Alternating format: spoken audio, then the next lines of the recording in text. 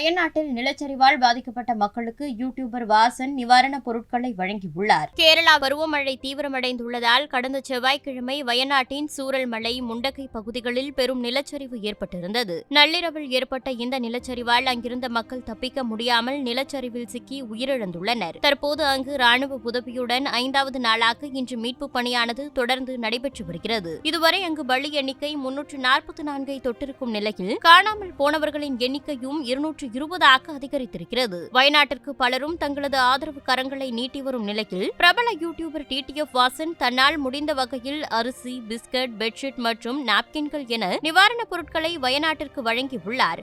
TTF வாசனின் இந்த செயலை அவரின் ரசிகர்கள் பெரும் அளவில் பாராட்டி வருகின்றனர்.